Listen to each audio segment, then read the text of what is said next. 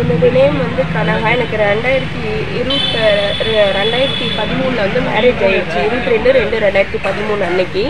அதிலிருந்து வந்து எங்கள் மாமனார் லோகநாதன் சொல்லிட்டு அவருக்கு வந்து எனக்கு மேரேஜ் பண்ணி கொடுத்தாங்க, ரிலேட்டிவ்னு சொல்லிட்டு. அதுலேருந்து பணம் நகை கொடுன்னு சொல்லி எங்கள் மாமனார் எங்கள் ஹஸ்பண்ட் எல்லாருமே என்னை டார்ச்சர் பண்ணாங்க. எனக்கும் 10 வருஷமாக குழந்தை இல்லாதனால எங்கள் அப்பா அம்மா வந்து சரி பொண்ணுடைய வாழ்க்கை பிரச்சனை அப்படின்னு சொல்லிட்டு அவங்க கேட்குற பணமும் நகையும் எல்லாமே கொடுக்க ஆரம்பித்தாங்க. அதுக்கப்புறம் 2022 தான் பாப்பா பிறந்தாங்க. 2.5 வயசு ஆகுது. இன்னமும் திரும்பவும் வந்து நகை கேட்டு பணத்தை கேட்டு டார்ச்சர் பண்ணுறாங்க. கொடுத்தா பாரு, கொடுக்கலன்னா நான் வேறு மேரேஜ் பண்ணி வைப்பேன் என் பையனுக்குன்னு சொல்லிட்டு டிவோர்ஸ்க்கு அப்ளை பண்ணிடுவேன், நீ அங்கே வேணாலும் போய்க்கோ, எந்த ஸ்டேஷனில் வேணாலும் கம்ப்ளைண்ட் பண்ணிக்குவேன், இதனால் எங்களை எதுவுமே பண்ண முடியாதுன்னு சொல்லிட்டு இது பண்ணுறாங்க. நானும் டிஐஜி ஆஃபீஸில் எஸ்பி ஆஃபீஸில் எல்லா இடத்துலையுமே கம்ப்ளைண்ட் பண்ணிட்டேன்.